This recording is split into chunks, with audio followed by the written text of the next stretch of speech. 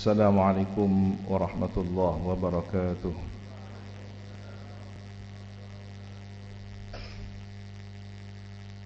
Bismillahirrahmanirrahim. Alhamdulillahi rabbil alamin. Wa bihi nasta'inu ala umurid dunya waddin. Wassalatu wassalamu ala ashrafil anbiya'i wal mursalin Sayyidina Muhammad wa ala alihi wa sahbihi ajma'in. Qala rabbi shrah li sadri wa yassir li amri wahlul 'uqdatam min lisani yafqahu qawli. Amma ba'du. Inna asdaqal hadithi kitabullah wa khairal hadi hadi Sayyidina Muhammadin sallallahu alaihi wasallam. وشر الأمور محدثاتها وكل بدعة ضلالة وكل ضلالة في النار. اللهم إني أعوذ بك أن أضل أو أضل أو أزل أو أزل أو أظلم أو أظلم أو أجهل أو يجهل علي. وصلى الله على سيدنا محمد وعلى آله وصحبه وسلم. وبالسند المتصل إلى الإمام الفقيه الأصولي النحوي المفسر جلال الدين محمد بن أحمد بن محمد بن إبراهيم المحلي، وإلى الإمام الحافظ المؤرخ الأديب المحقق المدقق جلال الدين عبد الرحمن ابن أبي بكر ابن محمد ابن سابق الدين الخضيري السيوطي رحمهم الله تعالى، ونفعنا بهما وبعلومهما وبأسرارهما وبأسرار سائر الصالحين. اللهم افتح لنا فتوح العارفين. اللهم انفعنا بما علمتنا وعلمنا الذي ينفعنا وزدنا علما، والحمد لله على كل حال. إلى تفسير قوله تعالى: أعوذ بالله من الشيطان الرجيم. بسم الله الرحمن الرحيم. إن الله اصطفى آدم ونوحا وآل إبراهيم وآل عمران على العالمين ذرية بعضها من بعض والله سميع عليم. إن الله sesungguhnya Allah istofa memilih, ikhtara memilih. Ulama ahli tahqiq membedakan penekanan makna antara istofa dengan ijtaba. Secara bahasa boleh jadi kesan yang didengar oleh kita maknanya sama-sama ikhtara memilih, istofa memilih, ijtaba memilih. Tetapi ketika ada seseorang yang menawarkan dirinya lalu dipilih, tidak sama dengan orang yang tidak menawarkan dirinya tapi dipilih. Ini perbedaan antara istifa dengan ijtiba. Baginda Nabi Muhammad ini termasuk kategori al-mustafa, yang terpilih tanpa meminta untuk dipilih. Begitu juga para awliya salihin. Ada yang dari awal dengan penuh usaha, ikhtiar agar terpilih menjadi waliullah, terpilih menjadi kekasih Allah. Tetapi ada yang memang dia ibadah jalan saja.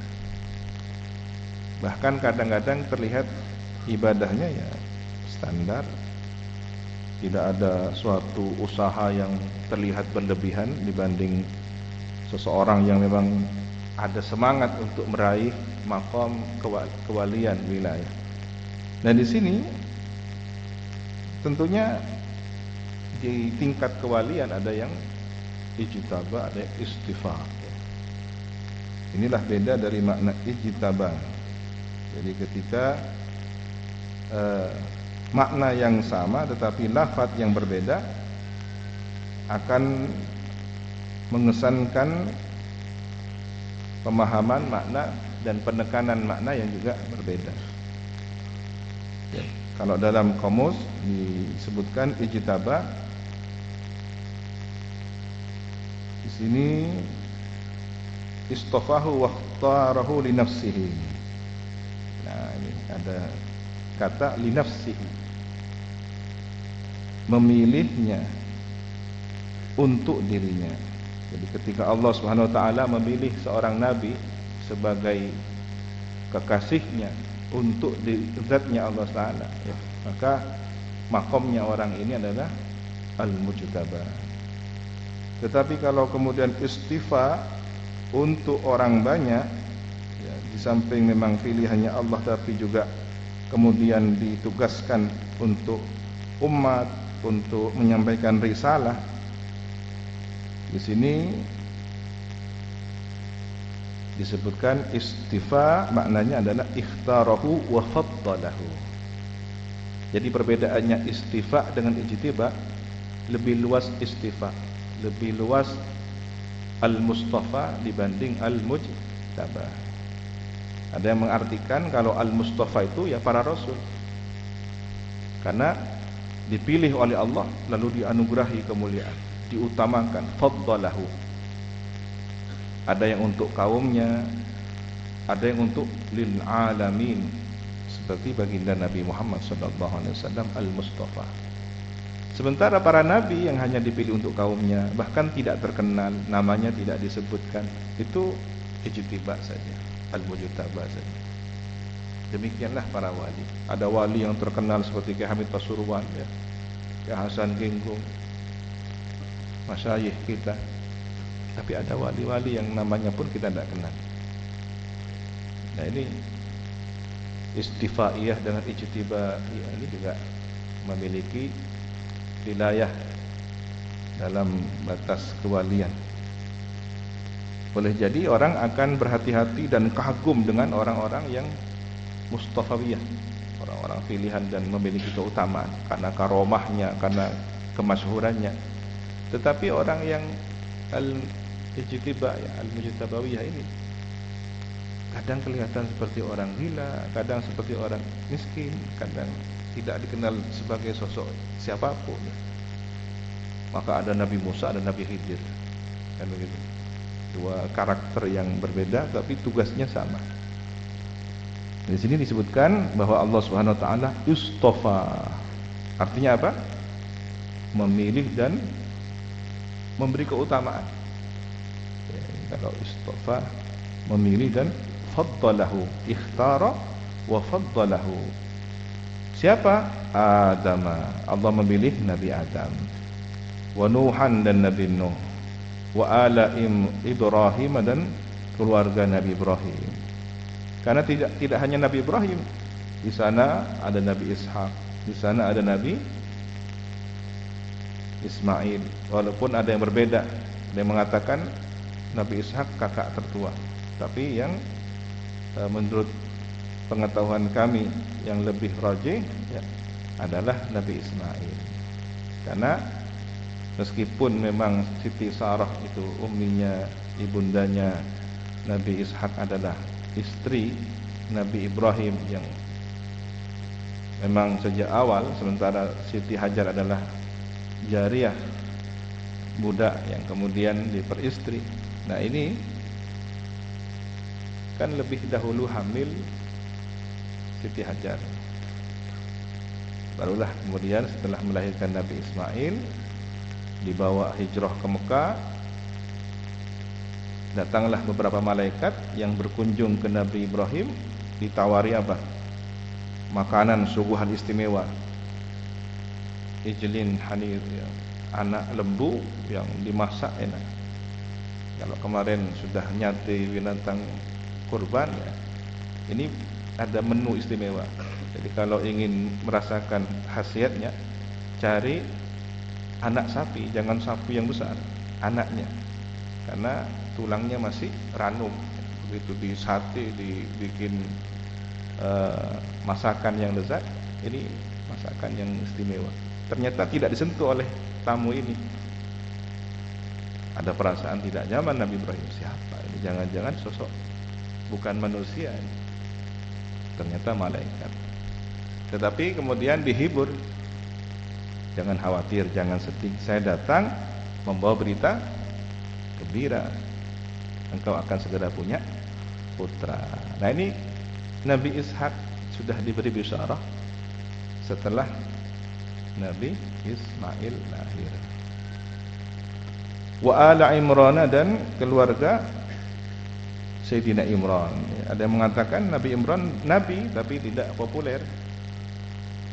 Tidak seperti 25 nabi yang populer masyhur itu. Lahirlah dari Sayyidina Imran ini siapa? Sayyidatuna Maryam binti Imran.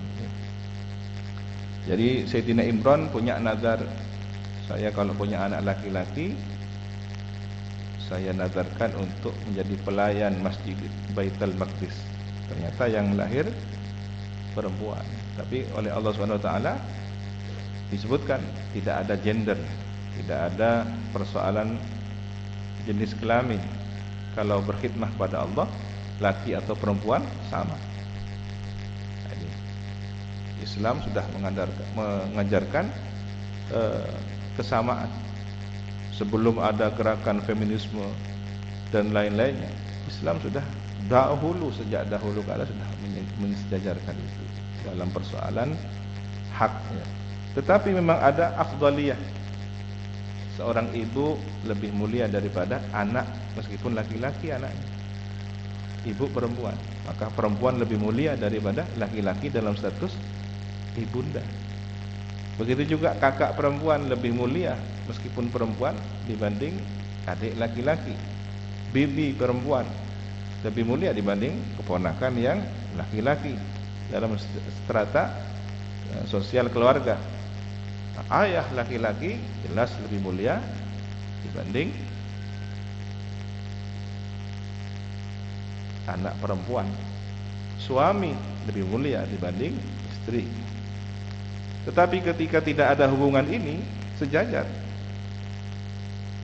Bukan ayah, bukan ibu, bukan saudara kandung, sebatas sahabat, kenal, teman, atau tidak memiliki hubungan apapun, sejajar. Nah, ini Sayyidina Imran, keluarga yang barokah. Kemudian dari zuriyahnya juga lahirlah Nabi Yahya. Bimakna anfusihima. Ala di sini dengan arti kata anfusihima, diri. Anfusihima, diri beliau berdua. Maksudnya apa? Ala Ibrahim, ya Nabi Ibrahim. Ala Imran, ya diri Nabi atau Sayyidina Imran. Ada dua Imran ya. Ada Sayyidina Imran yang hidup di zaman Nabi Zakaria itu, yang kemudian melahirkan Siti Maryam dan ibundanya Nabi Yahya, kan gitu. Ada Imran yang hidup di zaman Fir'aun, melahirkan Nabi Musa bin Imran. Jangan salah. Kembali kepada al di sini adalah maknanya diri mereka berdua. Allah memilih diri Nabi Ibrahim, Allah memilih diri Sayyidina Imran. Ya, Sayyidina Imran ini kan tidak terkenal sebagai rasul. Kok kemudian pangkatnya istofa? Nah, ini. Ada orang yang tidak terkenal sebagai rasul, bahkan tidak terkenal sebagai nabi, tetapi di sini istofa. Kenapa? Kalau dari maknanya tadi, dipilih lalu diberi faddalahu, diberi keutamaan. Apa keutamaannya? Dari keluarganya menjadi orang-orang pilihan. Ada Siti Maryam, ada Nabi Yahya, ada Nabi Zakaria yang masih kerabatnya juga kan gitu. Nah, ini yang kemudian memicu kecemburuan. Karena orang-orang Bani Israel ini merasa sama-sama keturunan Nabi Ishak, merasa punya hak yang sama dipilih oleh Allah. Kenapa dari keluarga Imran? Kenapa dari keluarga Zakaria yang terpilih? Memperebutkan pengaruh di posisi Baitul Maqdis. Jadi kalau Baitul Maqdis ini sebuah masjid, rebutan jabatan takmir masjid. Nah, kenapa? Karena di Baitul Maqdis orang menyumbangkan dana yang besar, urusan uang, minta fatwa. Disitulah pusat perekonomian, pusat rezeki berupa cabisan-cabisan. Hati-hati. Jabatan yang di situ istilahnya lahan subur, meskipun berbungkus agama, Baitul Maqdis, tetapi menjadi kedengkian. Itulah kemudian Mbah Maimun Zubair Daud, ma'had atau pesantren itu dunia, bersifat duniawi. Kenapa? Padahal kan di situ ada lembaga pendidikan, pengajian. Pengajiannya ukhrawi, zikirnya ukhrawi, kegiatannya ukhrawi, tetapi lembaganya dunia. Nah, kalau sudah sifatnya dunia, jadi rebutan. Bukankah tidak sedikit setelah seorang pengasuh meninggal dunia menjadi ujian bagi ahli warisnya, siapa yang akan menggantikan, meneruskan? Ini ujian. Ujian bagi keluarga, ujian bagi santri. Mudah-mudahan ma'had kita Salafiyah Syafiyah Sukoharjo dijaga oleh Allah Subhanahu wa taala ila yaumil qiyamah. Karena sifatnya dunia. Sifatnya duniawi. Apalagi lembaganya, madrasahnya, sekolahnya, fitnah, ujian. Yang akan menjabat kepala sekolah, kepala madrasah, menjabat sebagai pimpinan institusi, ini akan menjadi ujian, fitnah, karena ada duniawinya. Tetapi ketika ikhlas karena Allah, benar-benar urusan akhirat, selamat dari kedengkian, selamat dari perebutan pengaruh kekuasaan. Alal alamina, Allah memilih mereka semua, beliau semua atas seluruh alam. Bija'lil anbiya'i, dengan menjadikan para nabi min naslihim, dari keturunan mereka. Bukankah umat manusia keturunan Nabi Adam, dan di antara umat manusia ada para nabi? Bahkan putra Nabi Adam sendiri, Nabi Sis, adalah seorang nabi. Kemudian cucunya atau generasi setelahnya, Nabi Idris adalah seorang nabi. Terus ke bawah cicitnya hingga Nabi Nuh adalah seorang nabi, dan seluruh umat manusia adalah anak cucu beliau. Di situ ada Nabi Ibrahim, ada Nabi Musa, Nabi Isa, Nabi Zakaria, dan seluruh para anbiya wal mursalin. Tetapi ada yang kekerabatan, seperti Nabi Ibrahim, paman dari Nabi Lut. Nabi Harun dengan Nabi Musa, saudara. Ya. Kemudian siapa lagi?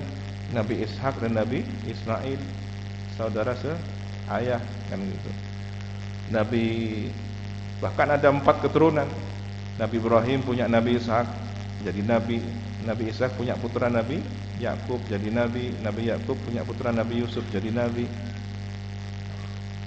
Ini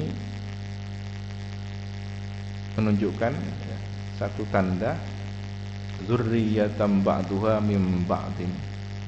Zuriyah, anak keturunan sebagian mereka,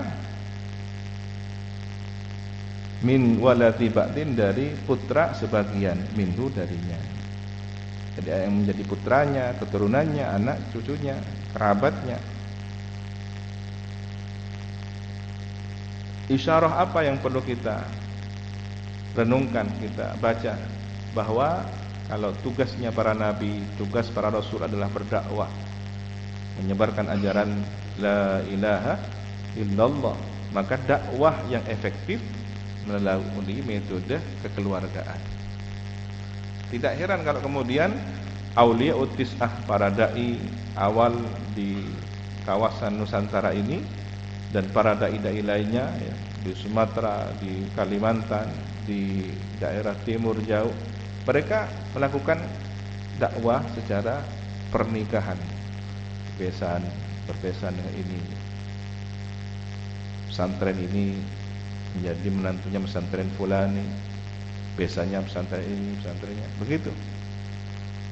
Jadi satu pesantren dengan pesantren yang lainnya masih keluarga besar, kerabat. Ketika ada persoalan dibahas bersama, ketika ada hal yang perlu dinasihati, saling menasihati karena keluarga. Mudah cara komunikasinya. Berbeda dengan sistem organisasi. Tidak ada hubungan kekerabatan langsung. Ini ketua, ini sekretaris, ini bendahara. Masih kaku. Ada kesan terlalu struktural.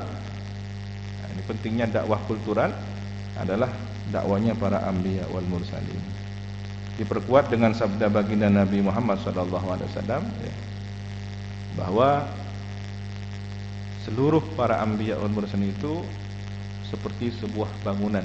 Inna mathali wa mathal al-anbiya min qabli, kata sabda Nabi, ya, bahwa perumpamaan beliau dan perumpamaan nabi-nabi sebelumnya kamathali rajulin bana baitan, seperti seseorang yang bangun suatu konstruksi bangunan. Fa ahsanahu ajmalahu, maka orang tadi itu memperbagusnya, memperindahnya. Illa maudhi'a labinatin, kecuali ada satu tempat yang masih tersisa kosong. Satu bata ini belum ada batanya, kosong. Min zawiyatin, di sebelah ujung pojok. Faja'alan nasu yatufuna bi, maka manusia kemudian mengelilinginya. Wa ya'jabuna lahu, mengaguminya. Bangunan ini bagus, indah arsitekturnya. Wa yaquluna, namun mereka orang-orang yang berkeliling dan mengagumi bangunan tersebut komentar, halla wudi'at hadhil labinah, mengapa tidak dipasang di bagian ini satu bata agar lebih lengkap, lebih indah. Kemudian Nabi bersabda, fa anal labinah, akulah labinah itu, satu bata itu. Ya, maka Nabi kemudian menegaskan, wa ana khatamun nabiyyin, akulah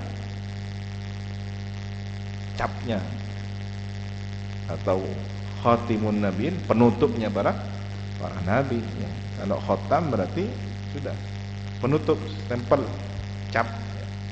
Kalau botol diberi segel, ini capnya sudah ada mereknya, segel, berarti kualitas.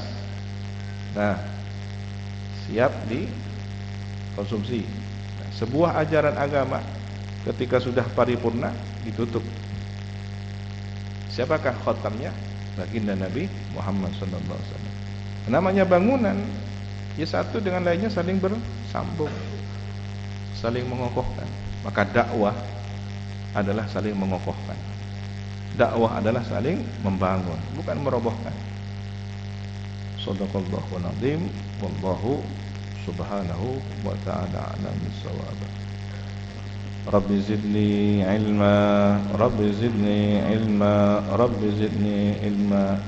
Subhanakallahumma wa bihamdika, asyhadu an la ilaha illa anta, astaghfiruka wa atubu ilaik. Wa sallallahu ala sayyidina Muhammadin wa ala alihi wa sahbihi wa sallam. Walhamdulillahi rabbil alamin. Assalamualaikum warahmatullahi wabarakatuh. Tawakkalu ala Allah.